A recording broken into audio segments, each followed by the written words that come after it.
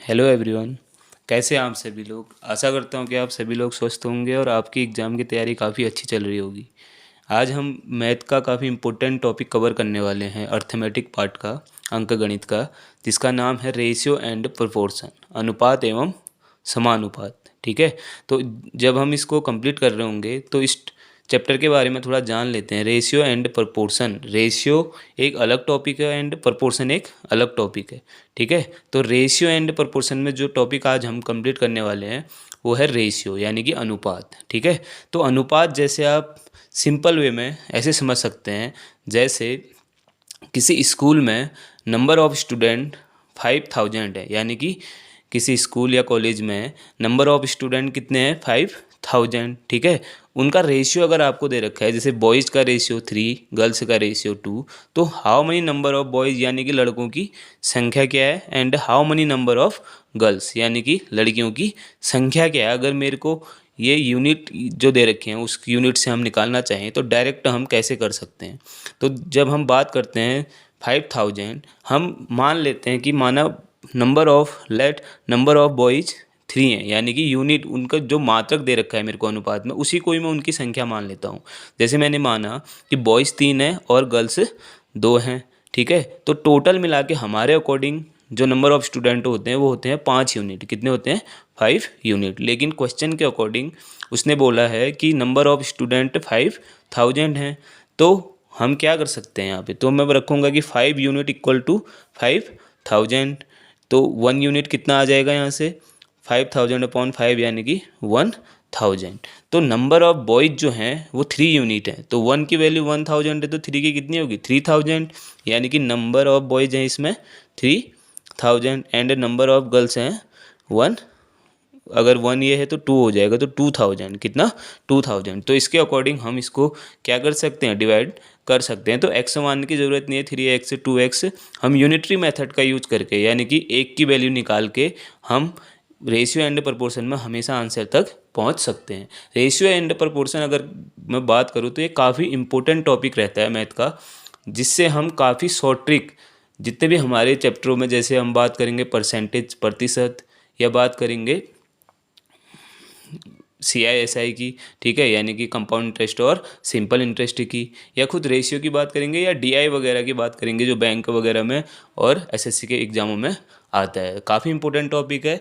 Army GD से भी इसमें काफ़ी क्वेश्चन आते हैं, तो आर्मी वाले बच्चों के लिए भी ये काफ़ी हेल्पफुल रहेगा। ठीक है, तो बाकी जो अपने अर्थमेटिक स्ट्रॉन्ग करना चाहता है वो इस वीडियो को अच्छे से समझ सकता है। जैसे रेशियो में हमने पहले तो सिंपल वे में रेशियो के बारे में इतना समझा है, यानी कि रेशियो को हम कैसे डिवाइड कर सकते हैं। ठीक है, अब मेरे को जो रेशियो दिए रहते हैं वो टाइप ऑफ अलग तरह के क्वेश्चनों में अलग अलग टाइप से दिए रहते हैं। जैसे तो हम कुछ क्वेश्चन यहाँ पे ले रहे हैं उनके बारे में हम समझेंगे। ठीक है, सबसे पहले जब मैं बात करता हूँ, जब मेरे को सिंपल किसी वे में दे दिया है कि A, B एंड C की इनकम 3:2:5 है। कितनी है, 3:2:5। ठीक है, मंथली इनकम की अगर बात करें, A, B, C 3 कोई व्यक्ति हैं जिनका अनुपात 3:2:5 उनका आय का अनुपात है। तो अब क्वेश्चन में अगर जैसे मेरे को बोल दिया कि सी की इनकम बी से सी की इनकम बी से 6000 रुपये अधिक है, तो बताइए ए की इनकम क्या है। ठीक है, या बी की इनकम क्या है, या सी की इनकम क्या है। क्वेश्चन एक बार अच्छे से सुन लेना आप लोग। मैंने बोला कि A, B, C की आय का अनुपात 3:2:5 है, यानी कि ratio of income of A and B and C is 3:2:5।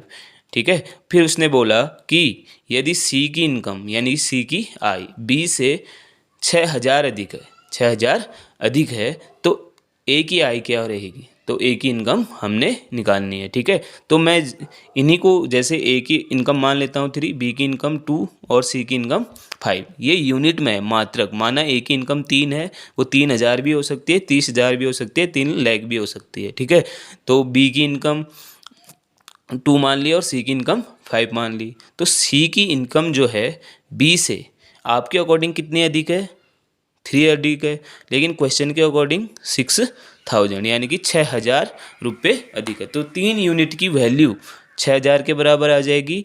1 unit की वैल्यू 2000 के बराबर आ जाएगी। एंड ए की इनकम पूछी थी, तो ए की इनकम आपने 3 यूनिट मानी है, तो 3 की वैल्यू कितनी हो जाएगी 6000। तो ए की जो मंथली इनकम है वो 6000 है। तो यहाँ से हम काफ़ी यूनिटरी मेथड का हम यूज करके क्वेश्चन को काफ़ी इजी बना सकते हैं। अगर हम बात करते हैं रेशियो एंड प्रपोर्शन की, ठीक है, तो रेशियो एंड प्रपोर्शन का यूज काफ़ी, जैसे परसेंटेज में आपका यूज होगा। जैसे परसेंटेज में मैंने बोला, आप एक क्वेश्चन को अच्छे से समझना। जब हम बात कर रहे हैं परसेंटेज में, जैसे कि ए की इनकम बी से 20% अधिक है, ए की इनकम बी से 20% अधिक है, तो 20% को जब आप रेशियो में कन्वर्ट करोगे तो प्रतिशत जब हम हटाते हैं तो डिवाइड बाय 100 होता है, तो 20 से 100 5 बार घटेगा, तो ये आएगा 1:5, ठीक है। तो क्वेश्चन को देखिए, यहाँ भी हम रेशियो का यूज कैसे करेंगे। जैसे क्वेश्चन में मेरे को एक क्वेश्चन दिया है परसेंटेज वाले चैप्टर में, ये क्वेश्चन हम आएंगे जो अगली वीडियो आएंगी उसमें परसेंटेज भी कवर करेंगे।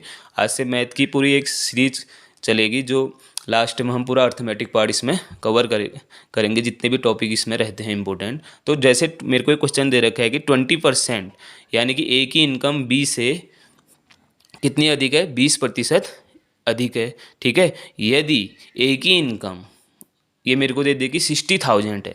क्वेश्चन समझना, पहले क्वेश्चन में था कि ए की इनकम बी से 20% अधिक है, 20% अधिक है, तो 20% यानी कि 1/5, ठीक है। तो मैं क्वेश्चन में मान लेता हूँ कि ए की बी की जो इनकम है वो 5 है, उससे 1 अधिक है, यानी कि ऊपर पे प्लस है, तो इतना परसेंट इंक्रीजमेंट बोला था, 20% अधिक है बोला था, तो 5, अगर बी की इनकम है तो ए की इनकम कितनी रहेगी, 6 रहेगी ना, 5 में 1 ज़्यादा। इसी प्रकार हम रेशियो में उसको डिवाइड करते हैं। जैसे हम परसेंटेज बात करेंगे या रेट ऑफ इंटरेस्ट की बात करेंगे, ब्याज की दर, तो काफ़ी इजी यहाँ से क्वेश्चन बन जाएंगे, ठीक है। अब उसने बोला था कि ए की इनकम 60,000 है। पहले तो बोला था कि ए की इनकम बी से 20% अधिक है, फिर बोला था कि ए की इनकम 60,000 है, तो बताइए बी की इनकम क्या है। तो आपके अकॉर्डिंग ए की इनकम कितनी है, 6। मैंने क्वेश्चन में उसको रेशियो में कन्वर्ट कर दिया, तो 6 की वैल्यू आपको क्वेश्चन में दिया है 60,000, ठीक है। तो 60,000 6 की वैल्यू दी है, तो 1 की वैल्यू कितनी हो जाएगी 10,000, ठीक है।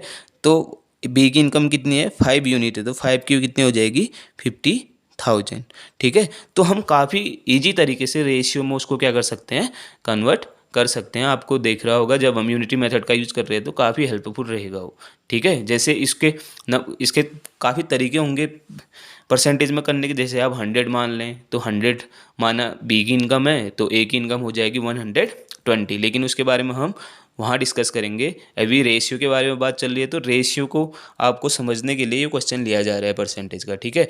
तो रेशियो को हम ऐसे डिवाइड करते हैं, ठीक है। तो कभी भी आप कह सकते हो कि जैसे किसी स्कूल में पास होने वाले स्टूडेंट 3/4 उनका अनुपात 3/4 है, तो फेल होने वाले स्टूडेंट कितने रहेंगे, यानी कि जो बच्चे फेल हो रखे हैं, यानी कि नंबर ऑफ उनका अगर रेशियो अनुपात पूछा जाए तो 4 में से 3 पास हैं, तो 4 में से 1 फेल होगा, यानी कि 1/4 ऑफ टोटल स्टूडेंट, कुल विद्यार्थियों का 1/4। तो हम हमेशा ऐसे डिवाइड उसको कर सकते हैं। जैसे आपने किसी काम का 2/, ये देखो टाइम एंड वर्क में भी इसका यूज होगा।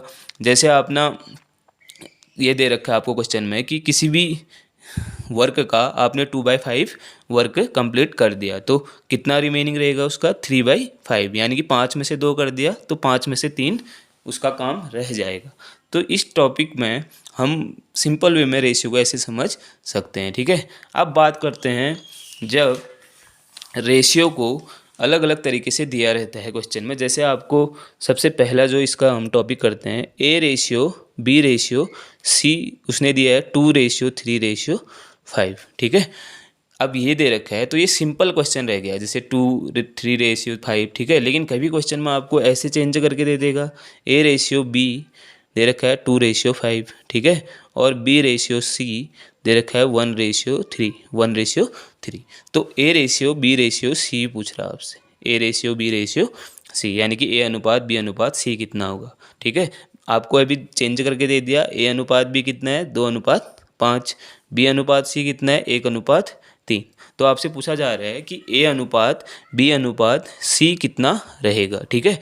तो इसके करने के काफ़ी ज़्यादा तरीके हैं, लेकिन सबसे सिंपल अगर मैं कोई तरीका इसमें बताऊं तो अगर आप सीधे रिलेट कर सकते हैं, जैसे 2:5 है, ठीक है, और 1:3 है, तो बी दोनों में सेम होना चाहिए, यानी कि यहाँ भी बी 5 यूनिट है लेकिन यहाँ बी कितना है 1 यूनिट। तो हम 1 को 5 इजीली बना सकते हैं, क्या कर 5 से मल्टीप्लाई करके। अब अनुपात में तुम न्यूमरेटर में अगर कोई मल्टीप्लाई कर रहे हो तो उसको डिनोमिनेटर में भी करना पड़ेगा, यानी कि 5 से यहाँ भी मल्टीप्लाई करना पड़ेगा। तो B/C कन्वर्ट होके क्या आ जाएगा 5:15, 5:15। तो आप इजीली आप इससे रिलेट करके A/B/C निकाल सकते हैं। A की वैल्यू 2 है, B दोनों में 5 है, तो C कितना है 15। तो A/B/C कितना आ गया 2:5:15। आप समझे होंगे इसको। हमने क्या किया इसमें, B का जो यूनिट था उसको सेम बनाया क्योंकि B दोनों में है, यानी कि A/B B/C। तो B दोनों में कॉमन है तो हमने B को इक्वल बनाया, यहाँ नहीं कि यहाँ भी 5 यूनिट था